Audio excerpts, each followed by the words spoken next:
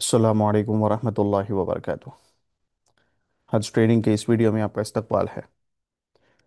इस वीडियो में मैं आपके साथ आपके पूरे हज के सफ़र के ताल्लुक से इंशाल्लाह हर एक छोटी से छोटी पॉइंट के बारे में आपके साथ में जो है इंफॉर्मेशन शेयर करूँगा।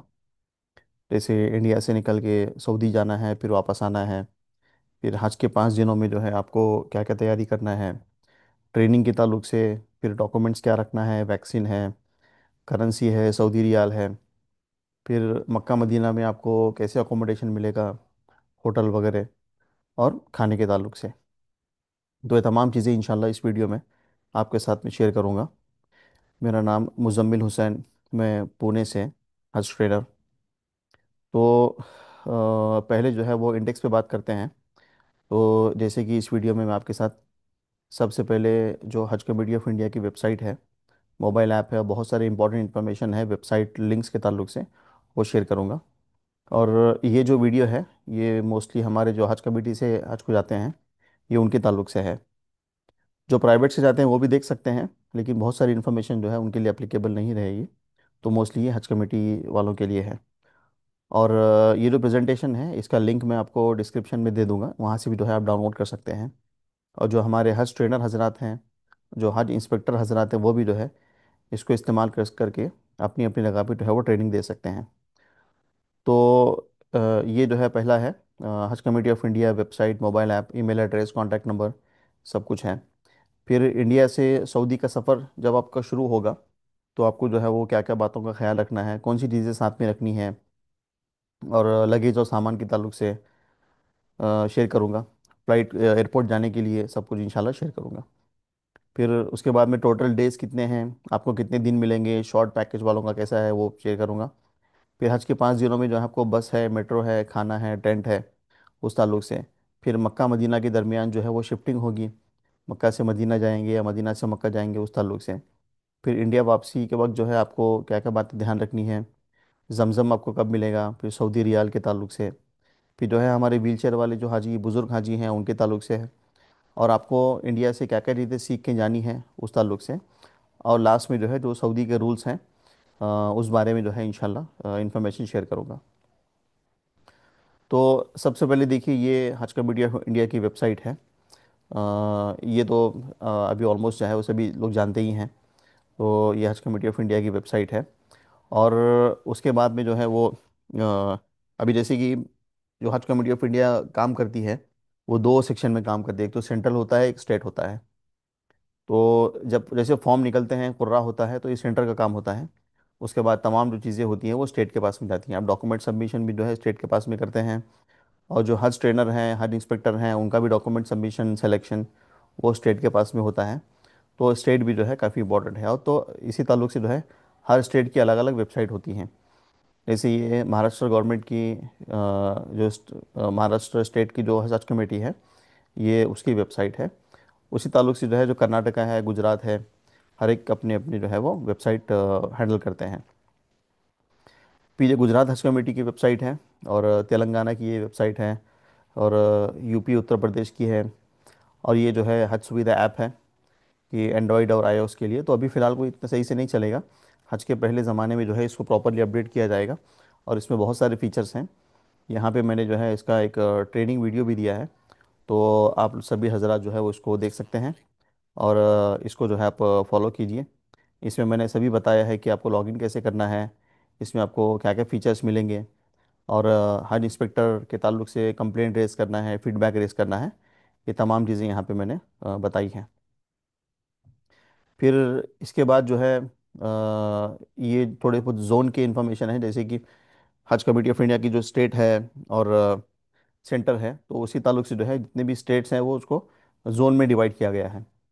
तो ये जोन 1 में जो है वो दिल्ली, चंडीगढ़, हरियाणा, जो नॉर्थ के स्टेट्स हैं उनको जोन 1 में है। फिर बिहार, झारखंड जोन 2 में है। आंध्र प्रदेश, मध्य प्रदेश, उड़ीसा जोन 3। फिर आसाम, मणिपुर जोन 4 में है। महाराष्ट्र, गुजरात, गोवा ये जोन 5। और जो साउथ के हैं उनको जोन 6 में है। और ये हज हाउस का नंबर है, उसका ये ईमेल एड्रेस वगैरह है। तो ये भी जो है जानकारी होना ज़रूरी है। और ये नुसुक ऐप है, तो नुसुक ऐप मोस्टली जो है हाजियों को मदीना में रियाजुल जन्ना की अपॉइंटमेंट के लिए ही इस्तेमाल होगा। और एक AMCC ऐप है। तो ये आपको आपकी होटल लोकेशन और अजीज़िया में टेंट लोकेशन के लिए काफ़ी हेल्पफुल है। ये कर्नाटका की कोई NGO, सॉरी केरला का एक NGO है, उसने बनाया हुआ है। और ये इतने सारे इंपॉर्टेंट ईमेल एड्रेसेस हैं और कॉन्टैक्ट नंबर्स हैं जो हज कमेटी ऑफ इंडिया पे जो है इस्तेमाल होते हैं। CEO है, account department, technical department, first और लास्ट फ्लाइट सिलेक्शन आपको इसके लिए ईमेल करना है। और ये हज इंफॉर्मेशन सेंटर है, 0222210707, ये नंबर है। फिर हज हाउस का भी ये नंबर है। और ये CGI जिद्दा की वेबसाइट है, ये भी जो है काफ़ी इंपॉर्टेंट वेबसाइट है। इसका आपको अभी इस्तेमाल नहीं करना है। जैसे आपकी फ़्लाइट की डिटेल आ जाएगी, वीज़ा वगैरह आ जाएगा, तो यहाँ पे आप अपना पासपोर्ट नंबर डाल के सर्च करेंगे तो आपको आपका अजीज़िया में कौन सा नंबर है, फ़्लाइट नंबर क्या है, और सभी जो है पता चलेगा। या फिर कोई हाजी अगर गुम जाते हैं, उनका आपको पासपोर्ट नंबर मिलता है, तो यहाँ भी उनका सर्च करके आप जो है उनके कॉन्टैक्ट नंबर निकाल सकते हैं। और ये सऊदी वीज़ा चेक है, यानी कि सऊदी गवर्नमेंट की वेबसाइट है। जब आपका वीज़ा आ जाएगा तो आप जो है वो यहाँ पे जाके चेक कर सकते हैं। अम, सऊदी वीज़ा चेक अगर आप गूगल करेंगे तभी भी आपको जो है वो मिल जाएगा। तो ये सऊदी गवर्नमेंट की वेबसाइट है, यहाँ पे आप जो है अपना पासपोर्ट नंबर डाल के वीज़ा की इन्फॉर्मेशन जो है वो आप वेरीफाई कर सकते हैं। तो ये एक वेबसाइट है। फिर तो ये तमाम इम्पोर्टेंट वेबसाइट्स हैं। तो अभी मेन PPT शुरू करते हैं, स्लाइड शुरू करते हैं कि इंडिया से जो है वो सऊदी अरब का सफ़र आपका कैसे रहेगा, कब शुरू होगा। तो जैसे कि पहला पॉइंट है कि थर्ड पेमेंट या रमज़ान के बाद जो है वीज़ा इशू होगा और फ्लाइट डेट्स वगैरह आ जाएंगी। 2 फेज़ में फ़्लाइट रहेंगी। तो जैसे आप थर्ड पेमेंट करेंगे या फिर मोस्टली रमज़ान के बाद में जो है वो डेट्स आना शुरू हो जाएंगी फ़्लाइट की। तो मोस्ट प्रोबेबली ऐसे उम्मीद की जा रही है कि हज 2026 के लिए वो मार्च के अंदर जो है वो मार्च आखिर में डेट्स वगैरह आ जाएंगी, वीज़ा भी आ जाएगा। तो एक इम्पोर्टेंट इन्फॉर्मेशन वीज़ा के ताल्लुक से है कि वीज़ा जैसे ही आएगा, आप जो है उस पर नाम वगैरह वेरीफाई कर लें। आपको वीज़ा हो सकता है ईमेल पे भी आए। तो लास्ट ईयर 2025 में ऐसा हुआ था कि बहुत सारे जो है स्पेलिंग मिस्टेक्स थे। तो थोड़े बहुत स्पेलिंग मिस्टेक है, चल जाएगा, लेकिन बहुत बड़ी स्पेलिंग मिस्टेक है या नाम ही अलग है और या फिर फ़ोटो ही अलग है। कभी कभी ऐसे भी हुआ था कि हस्बैंड के वीज़ा पे वाइफ का पासपोर्ट है, वाइफ का फ़ोटो है। तो ऐसे बड़े बड़े चेंजेस मिस्टेक्स थे। तो इस सूरत में आप जो है वो हज कमेटी को कॉल करें, और जो जोन के मैंने अभी आपको ईमेल एड्रेस कॉन्टैक्ट नंबर दिखा है, तो वो जोन पे भी जो है आप वो वेरीफाई कर सकते हैं। फर्स्ट फ्लाइट और लास्ट फ्लाइट सिलेक्शन कर सकते हैं और स्पेसिफिक सिलेक्शन अलाउड नहीं है। तो ये है। और ये जो फ्लाइट का शेड्यूल है इस ताल्लुक से है कि 8 अप्रैल को शुरू होगा और 19 मई तक चलेगा। और रिटर्न फ्लाइट जो होंगी वो 1 जून को शुरू होंगी और 30 जून तक जो है वो चलती रहेंगी। तो ये जो है वो इस ताल्लुक से है। यहाँ पे मैंने एक वीडियो बनाया है, इसमें जो है डेट्स के ताल्लुक से पूरा बताया गया है कि कौन से एयरपोर्ट से जो है वो कितनी फ़्लाइटें होंगी। तो इसका जो है आप जो है ये भी ख्याल रखें। फिर जो 2 फेज़ में फ़्लाइट होगी, तो जो फ़ेज़ 1 फ़्लाइट होती है वो मदीना जाती है, फ़ेज़ 2 की जो है मक्का जाती है। फ़ेज़ 1 वाली 8 दिन जो है मदीना में गुजार के फिर जो है वो मक्का की तरफ रवाना होगी। और फ़ेज़ 2 वाली जो है डायरेक्ट मक्का जाएंगी, लेकिन वो मक्का में कोई एयरपोर्ट नहीं है तो जिद्दा जाती हैं, जिद्दा से जो है मक्का की तरफ जाती हैं। और फ्लाइट डेट के 2 दिन पहले आप जो है वो HCO, जो हज कमेटी ऑफ इंडिया की वेबसाइट है, वहाँ पे ऑनलाइन चेक इन स्टार्ट होगा, जिसको ऑनलाइन रिपोर्टिंग कहते हैं। तो वहाँ पे जो है आप कर लें। इस ताल्लुक से भी जो है मैंने यहाँ पे एक वीडियो बनाया हुआ है।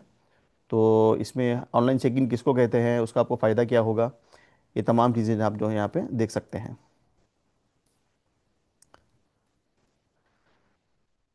फिर हज ट्रेनर से आप राब्ते में रहें। तो जैसे ही अभी फ़िलहाल को जैसे मैं अभी वीडियो रिकॉर्ड कर रहा हूँ, तो हज ट्रेनर का सिलेक्शन अभी चल रहा है।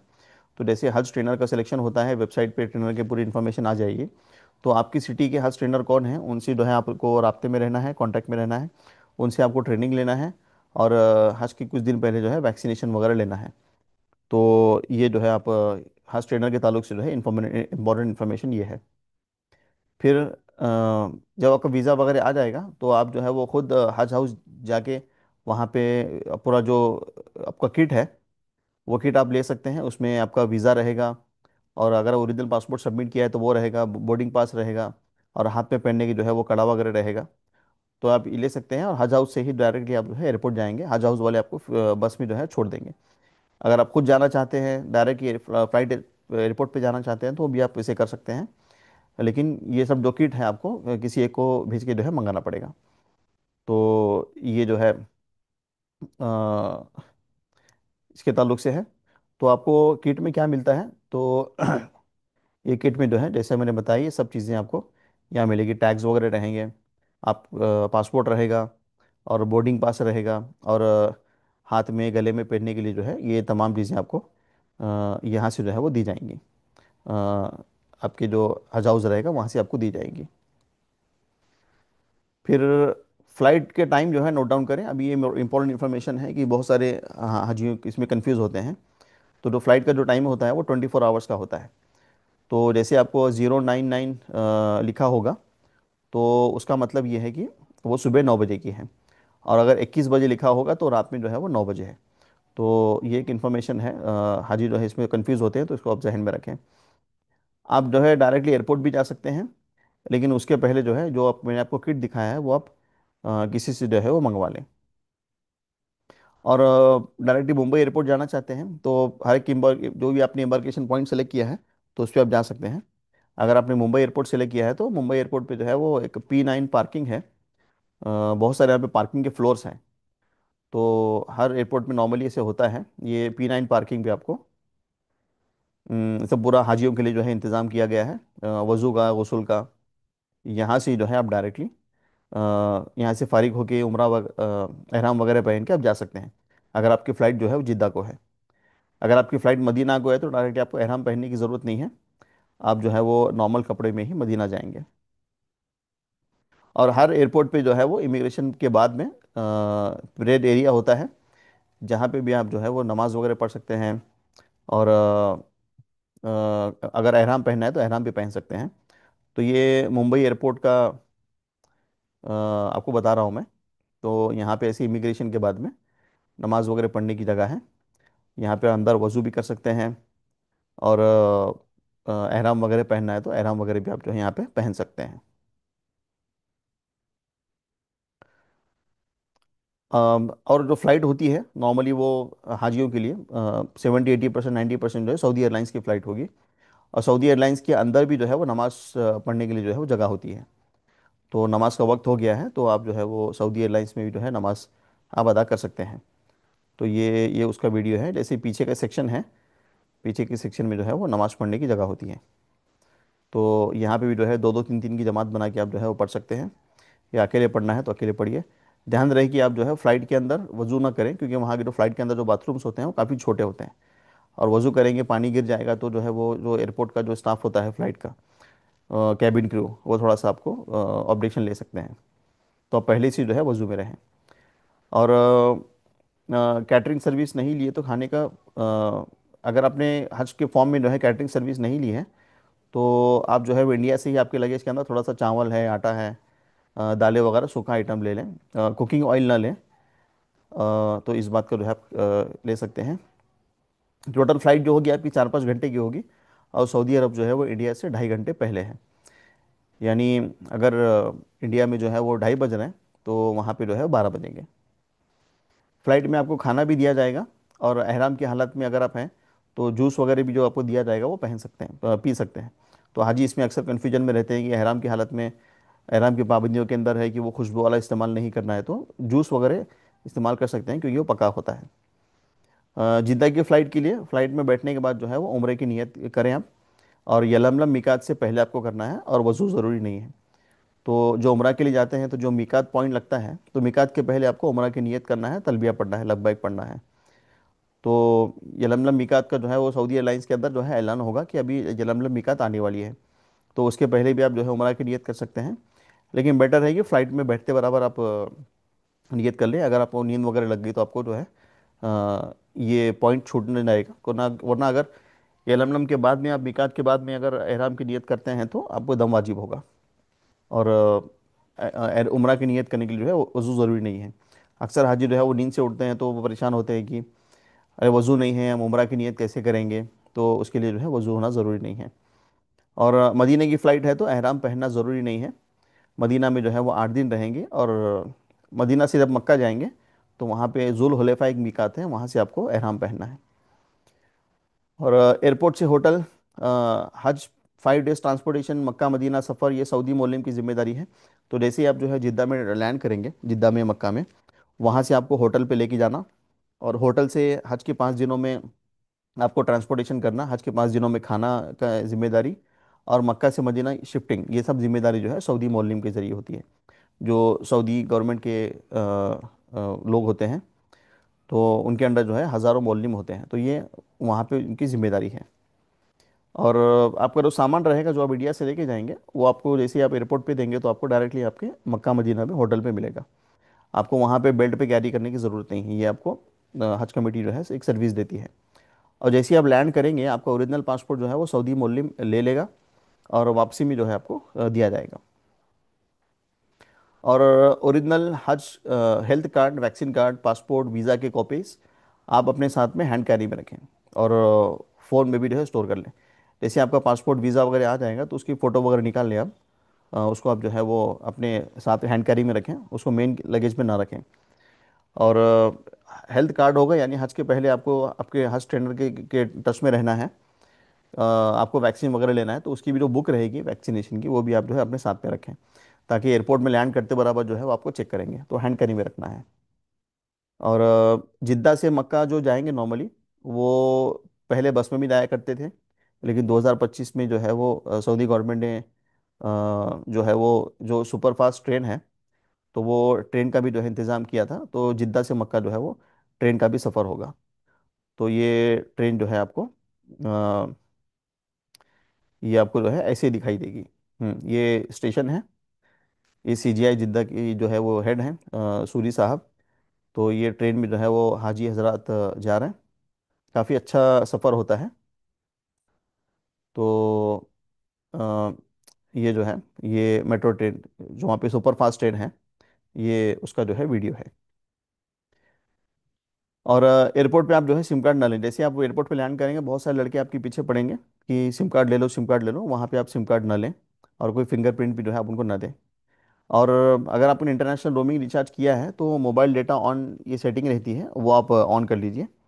और जो कवर हेड है उनका आप जो है वो ये ख्याल रखिए, जो कवर हेड है वो एटलीस्ट इंटरनेशनल रोमिंग करे। बाकी जो दूसरे हाजी हैं वो वहाँ पे जाके सिम कार्ड ले सकते हैं, ताकि बस, क्योंकि जो हज कमेटी पास जो नंबर रहेगा वो आपका कवर हेड का रहेगा। तो इनकेस कोई कम्युनिकेशन ज़रूरत पड़ती है तो इंटरनेशनल रोमिंग के अंदर भी जो है आप कॉन्टैक्ट किए जा सकते हैं। तो इंटरनेशनल रोमिंग के बारे में जो है और एक बात ये कहूँ कि इंडिया वाले भी जब कॉल करेंगे तो उनको भी जो है फ्री रहेगा। उनको अलग से इंटरनेशनल रोमिंग का रिचार्ज, इंटरनेशनल कॉलिंग का रिचार्ज करने की ज़रूरत नहीं है। तो अगला पॉइंट है कि होटल पहुंचते ही जो है सफ़र की थकान रहेगी, आप आराम कीजिए। अगर आपको उम्रा करना है तो उम्रा में जल्दी ना कीजिए, क्योंकि उम्रा के अंदर 3-4 घंटे मिनिमम लगते हैं। और जो पहली मर्तबा जा रहे हैं तो उनको तो हो सकता है कि थोड़ा ज़्यादा वक्त लगे। तो आराम करके जाएं, एहराम की हालत में रहेंगे कोई कोई बात नहीं है। आप जो है आराम करके फिर उम्रा के लिए चले जाएं। और हज सुविधा ऐप के ज़रिए जो है आपका जो इंस्पेक्टर रहेगा उनका कॉन्टैक्ट नंबर ले लें, मौलिम है उसका असिस्टेंट रहेगा उसका कॉन्टैक्ट नंबर ले लें, और जो बिल्डिंग का ओनर रहेगा उसका भी कॉन्टैक्ट नंबर लेके आप सेव कर लें।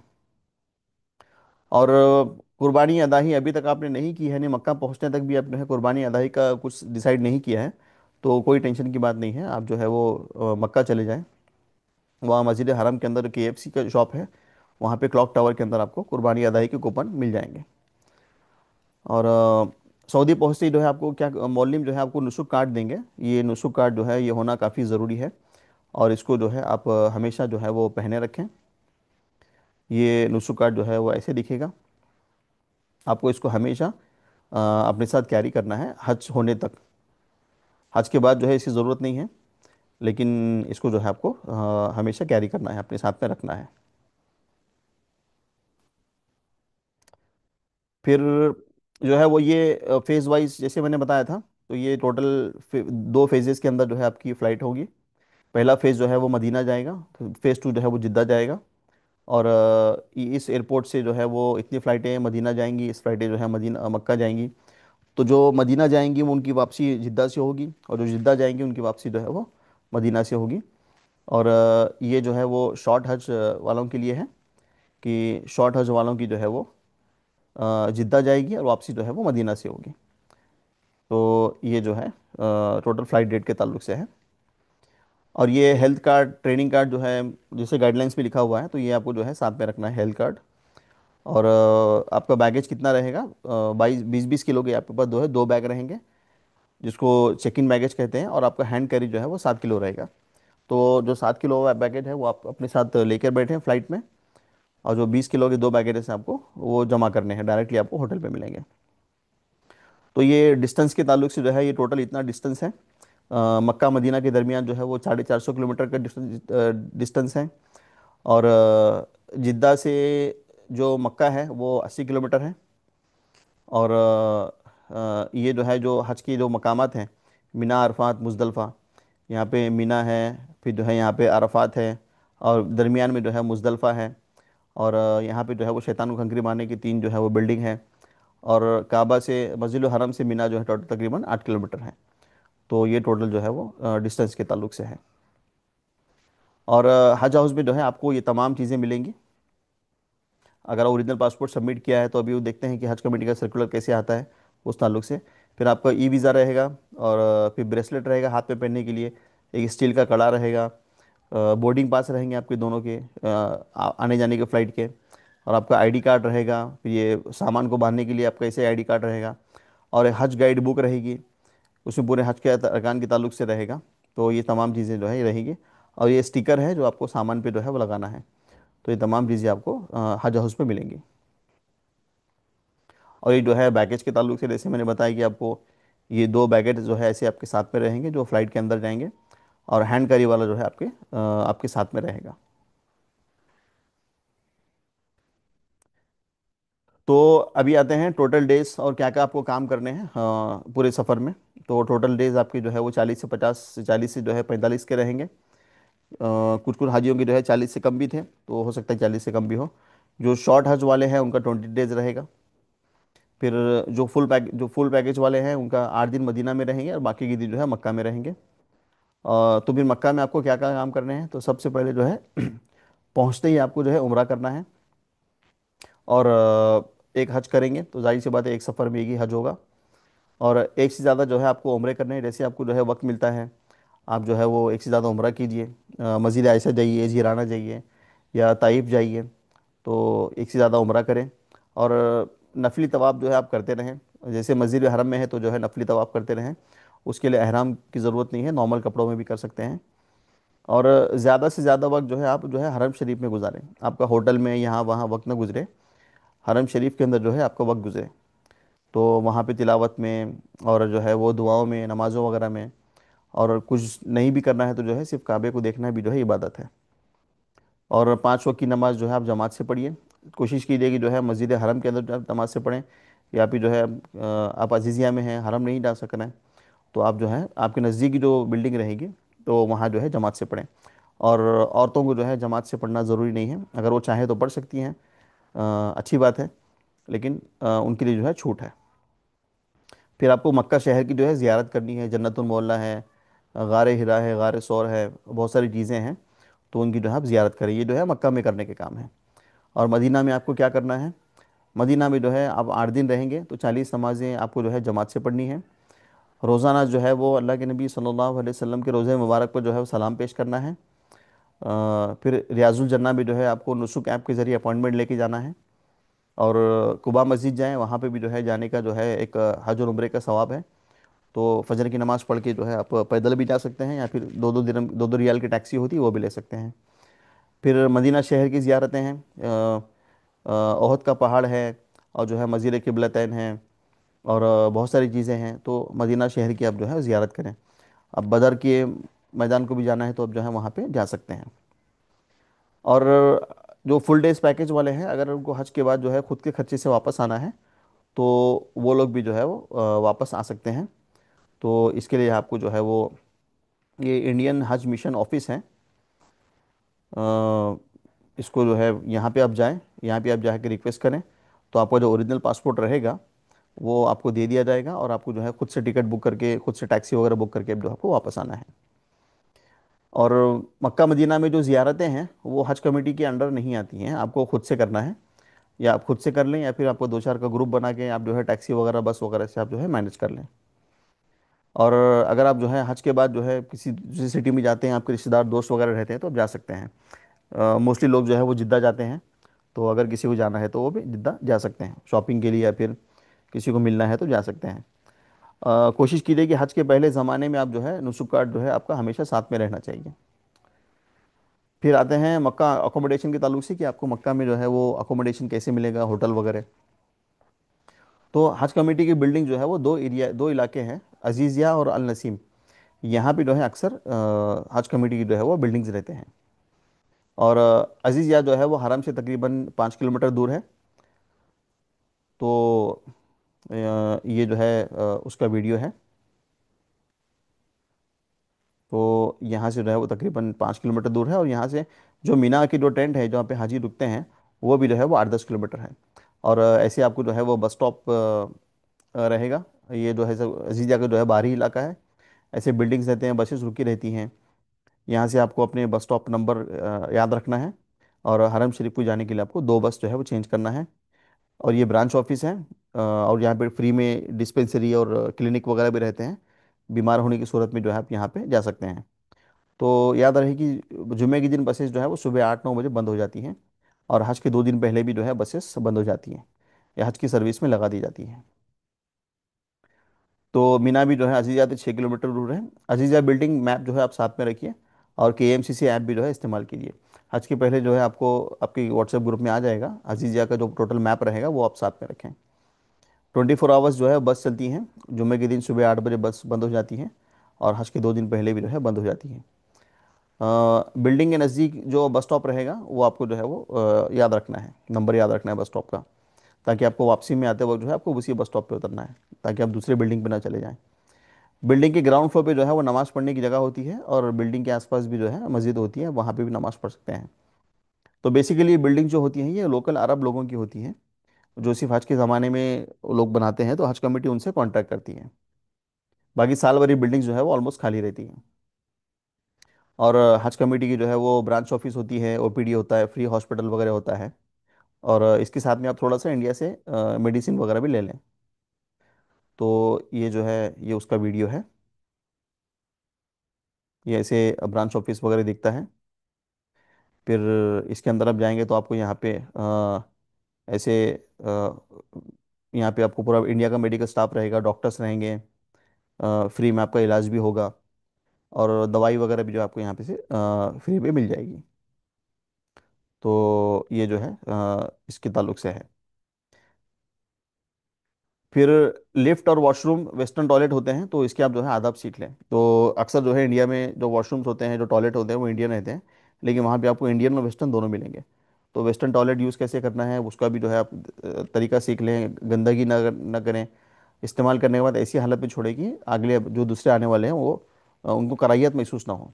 अब वो उनको जो है इस्तेमाल करने के ताल्लुक से हो। और लिफ्ट के ताल्लुक से भी जो है उसके एटिकेट सीख लें, कि लिफ्ट के बाहर रुके तो पहले अंदर वालों को पूरा निकलने दें, उनको जगह दें, फिर जो है हम अंदर घुसें। और वो लिफ्ट के बटन्स वगैरह इस्तेमाल कैसे करना है वो भी थोड़ा सा सीख लें। अगर आपको बस से नहीं जाना है, हरम शरीफ को टैक्सी से जाना है, तो 20 रियाल आपको जो है वो टैक्सी लेंगे। और हज के पास दिनों में टैक्सी काफ़ी महंगी होगी। फिर बिल्डिंग का नंबर नोट डाउन करें, उसके आसपास के कोई होटल्स वगैरह है उसका जो है नंबर नोट डाउन करें। व्हाट्सएप लोकेशन आप जो है current WhatsApp location note down करें। लाइव व्हाट्सएप लोकेशन मत करें, लाइव जो है थोड़ी देर में ख़त्म हो जाती है। बिल्डिंग में जाने के बाद जो है आप किसी दूसरे नंबर पे करंट व्हाट्सएप लोकेशन आप भेज के रखें।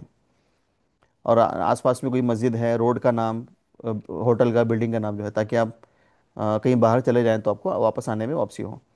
और जो बुज़ुर्ग हाजी हैं जो थोड़ा उतना पढ़ा लिखा नहीं है, तो उनके एक छोटी सी डायरी बनाएं।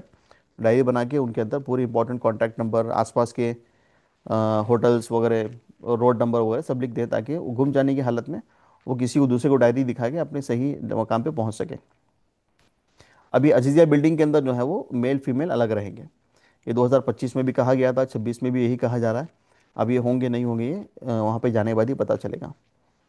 और कुछ कंप्लेंट्स वगैरह शिकायत वगैरह है तो आप जो है जो आपके हज इंस्पेक्टर हैं, आप हज सुविधा ऐप से जो है वो नोट डाउन कर सकते हैं। तो हर 100% हाजियों के फ़ोन में जो है हज सुविधा ऐप होना चाहिए। और नज़दीकी ब्रांच ऑफिस में भी आप जा सकते हैं। वॉशिंग मशीन जो है वो नहीं होती है अक्सर। जो हज कमेटी का कॉन्ट्रैक्ट है उसमें वॉशिंग मशीन नहीं होती है। तो बहुत सारे हाजियों को अगर वॉशिंग मशीन मिल जाए तो अच्छी बात है, अगर नहीं भी मिलेगी तो ये कॉन्ट्रैक्ट में नहीं होती है, आप वो बिल्डिंग के ओनर से बात करके आप जो है मैनेज कर सकते हैं। अगर आप जो है वो आपने कैटरिंग का पैकेज नहीं लिया है, खाना खुद से पकाना है, तो आप जो है वो थोड़ा सामान लेके जाएं इंडिया से, और आप खुद भी पका सकते हैं या फिर बाहर होटल में भी खा सकते हैं, तो मिक्स एंड मैच कर सकते हैं।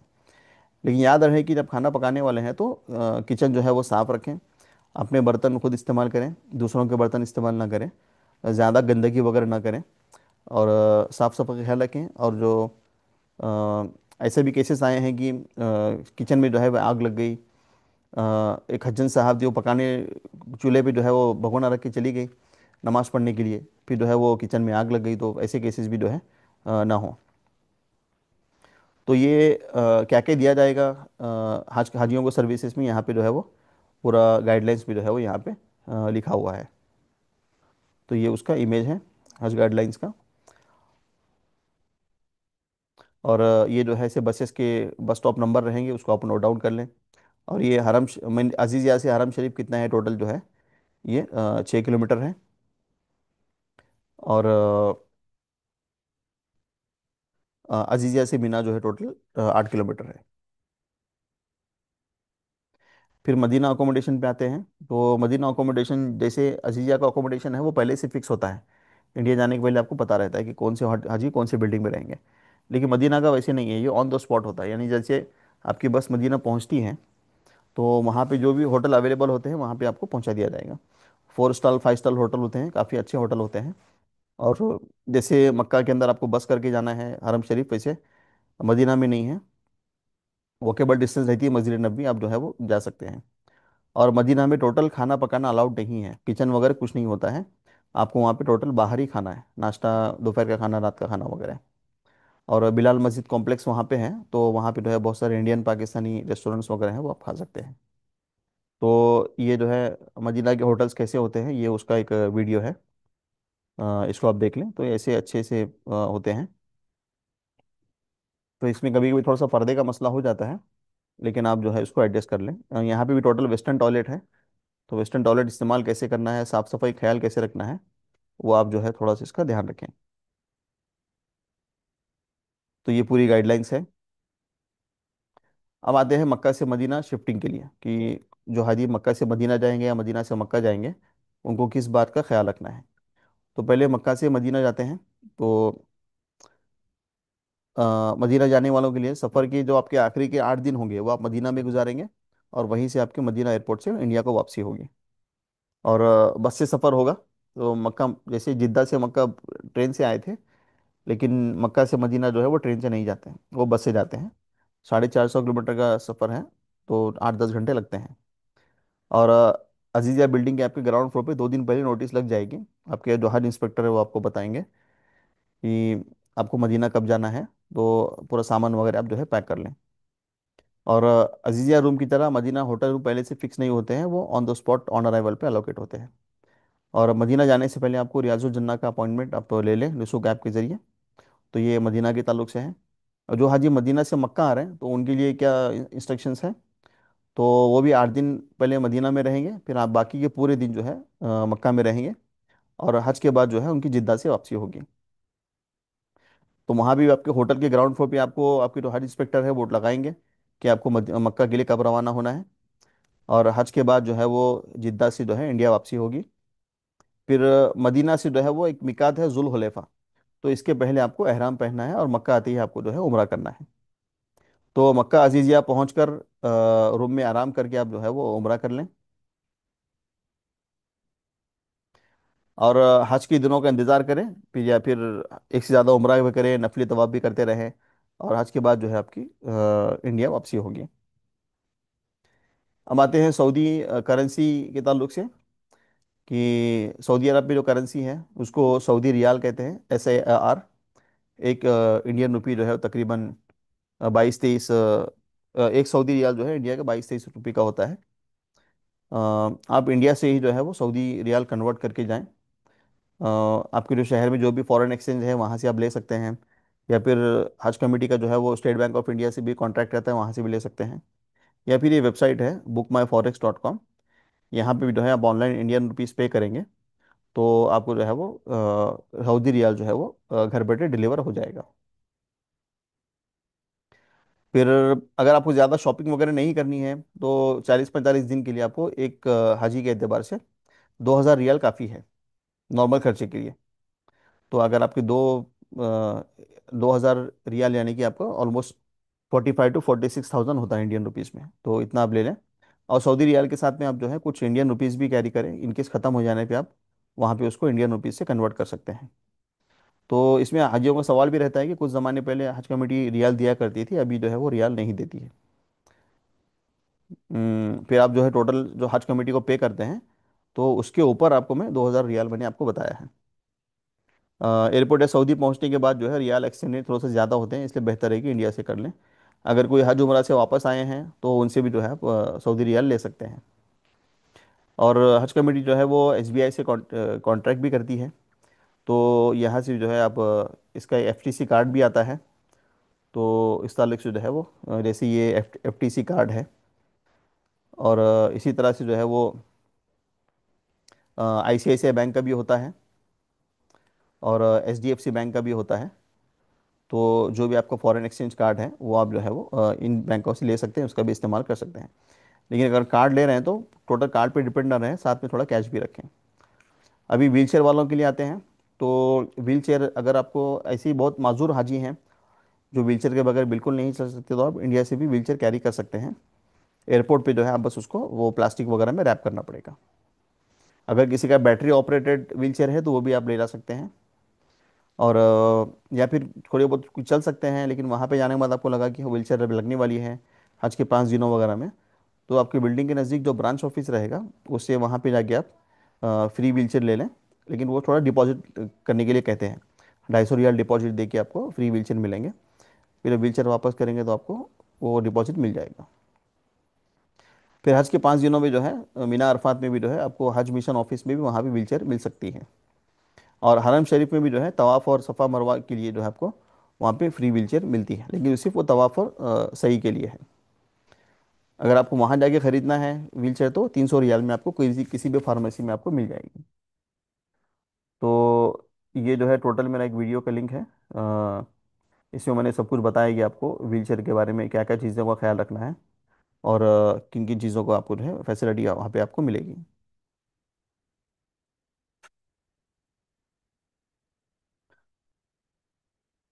अभी हज के 5 दिनों के ट्रांसपोर्टेशन के ताल्लुक से आते हैं कि हज के 5 दिनों में आपको ट्रांसपोर्टेशन कैसे होगा, खाना और चलना वगैरह कैसे होगा।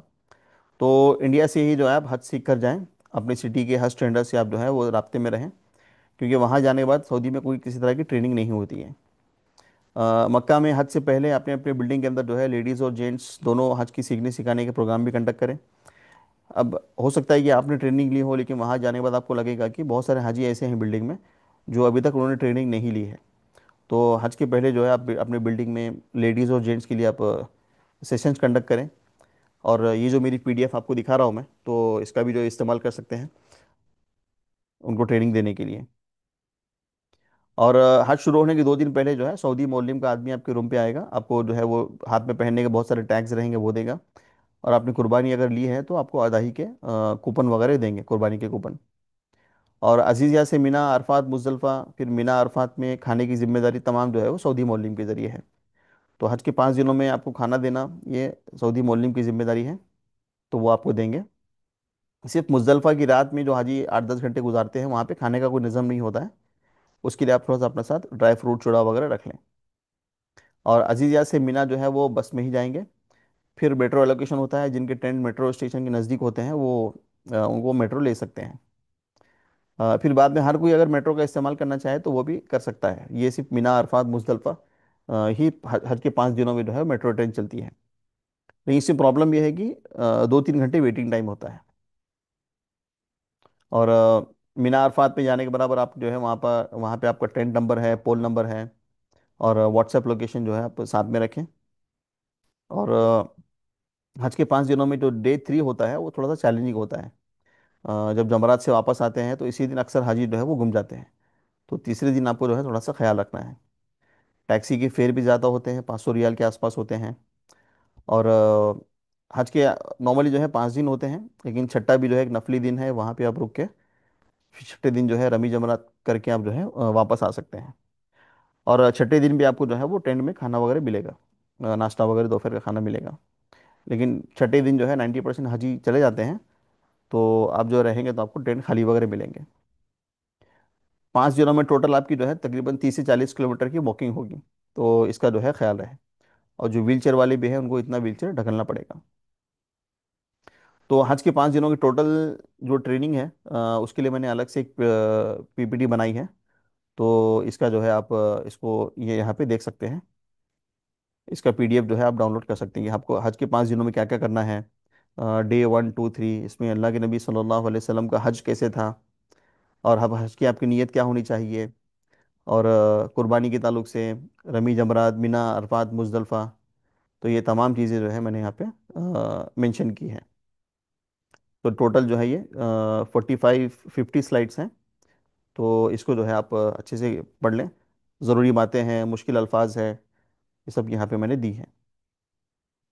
फिर हज के 5 दिनों में खुसूसन आपको जो है सब्र और नरमी से काम लेना है, क्योंकि लाखों का मजमा होता है, मिजाज जो है बिगड़ जाते हैं। खुसूसन जो बुज़ुर्ग हाजी हैं वो काफ़ी चिड़चिड़े हो जाते हैं, तो इसका जो है आप थोड़ा सा ख्याल रखें। तो ये मीना जो हज की जो मेट्रो ट्रेन है, मक्का मेट्रो ट्रेन फॉर हज, तो यहाँ पे उसके ऐसे 3 स्टेशन जो है वो अरफात में है, और तीन स्टेशन जो है वो मुजदलफा में है, और 3 स्टेशन जो है वो मीना में है। तो जो मीना का जो थर्ड स्टेशन है वो जमरात है, यानी जहाँ पे शैतान को कंकरी मारते हैं वो इलाका है।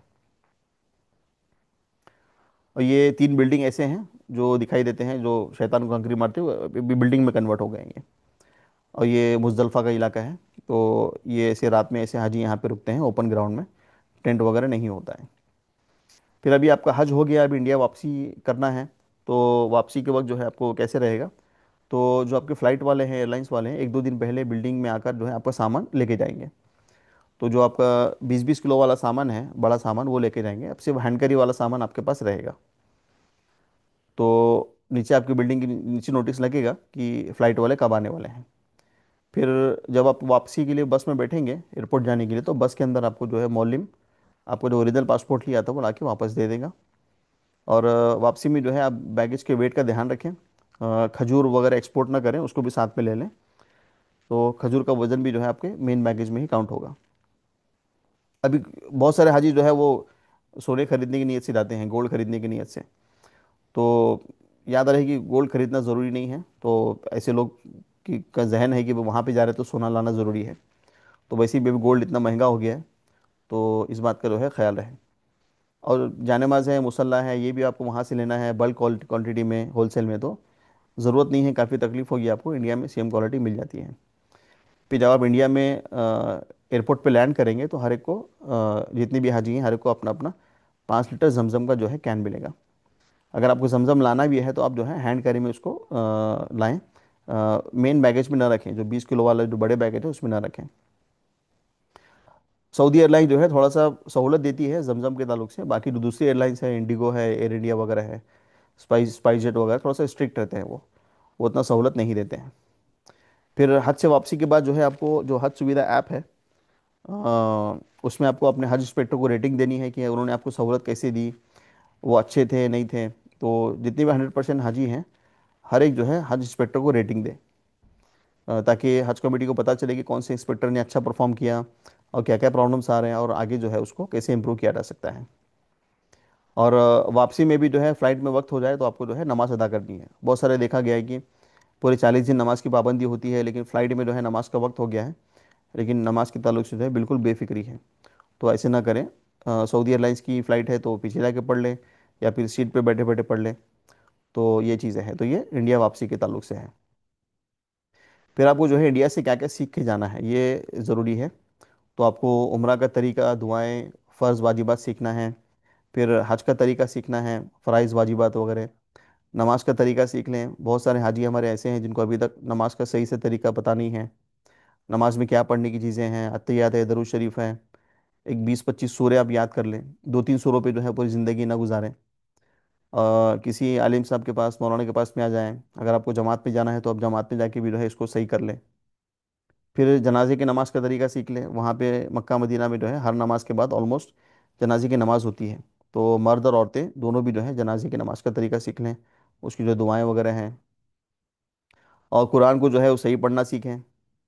और मदीना में जो है वो सलाम पेश करने का तरीका सीखें कि जो मुख्तलिफ़ मुख्तलिफ़ जो दरूद हैं उसको जो है आप याद करें किताबों से। फिर सफ़र की नमाज में कसर के मसाइल क्या हैं। आप मक्का में 8 मदीना में 8 दिन रहेंगे तो आपको जो है वो जमात छूटने की हालत में आपको 2 रकात नमाज पढ़नी है 4 रकात के ताल्लुक से। और फिर मक्का में आपको कैसे करना है वो भी सीखें। और इंग्लिश टॉयलेट जो कमोड होता है उसको इस्तेमाल करने का तरीका सीखें। अक्सर इंडिया में उनके घरों में नहीं होता है, तो हाजी जो है वहाँ पे जाने के बाद काफ़ी गंदगी करते हैं, तो इसका तरीका सीखें। और इलेक्ट्रिक एस्केलेटर्स हैं, यानी इलेक्ट्रिक की सीढ़ियाँ हैं हरम शरीफ के अंदर, तो उसको भी इस्तेमाल कैसे करना है। इंडिया में आप जो है वो स्टेशन पे मॉल्स वगैरह आपको मिल जाएंगे, तो ये जो है सीखने की चीज़ें हैं। और लिफ्ट के भी तरीका इस्तेमाल करने का सीखें कि पहले अंदर वालों को बाहर निकलने दें, फिर जो है आप अंदर खुद जाएं, और जो बटन्स वगैरह रहते हैं उसका भी आप सीख लें।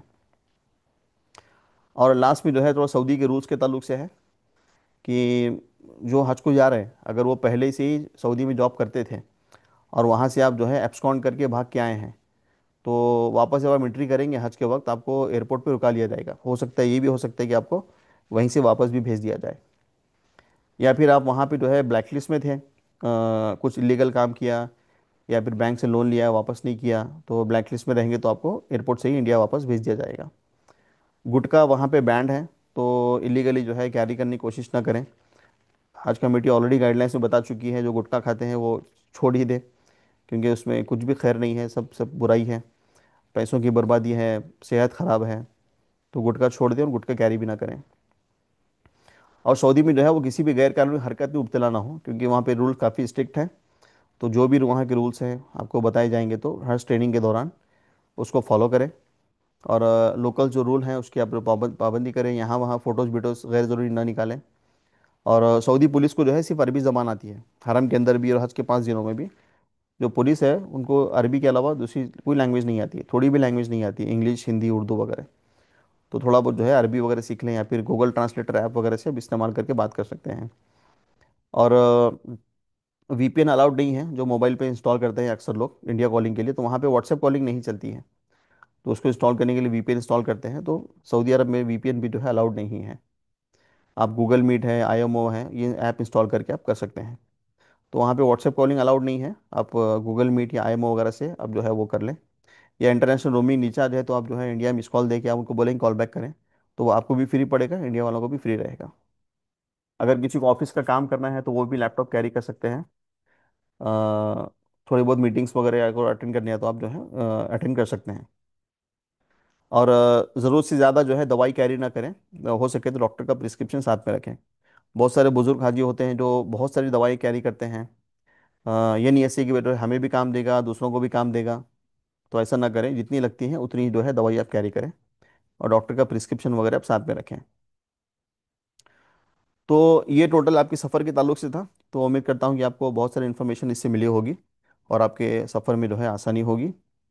तो दुआ है कि अल्लाह ताला से तक़ब्बल अल्लाहु मिन्ना व मिनकुम हज्जम मबरूरा व सअयम मशकूरा व ज़म्बम मगफूरा, कि अल्लाह हमारी और आपकी तमाम नेक अमाल को कबूल फ़रमाएँ, हज मबरूर मबरूर अता फ़रमाएँ, कोशिशों को कबूल फ़रमाएँ और गुनाहों को माफ़ कर दें। तो कोई फीडबैक सजेशन कंप्लेंट्स वगैरह है तो आप दे सकते हैं, बिल्कुल ये पीडीएफ का इस्तेमाल करें। वीडियो के कमेंट में भी आप जो सवाल पूछ सकते हैं, या डिस्क्रिप्शन में जो है वो व्हाट्सएप ग्रुप है उसको भी ज्वाइन करके आप जो है सवाल जवाब पूछ सकते हैं। जज़ाकल्लाहु खैरा। अस्सलामु अलैकुम वरहमतुल्लाहि वबरकातुहू।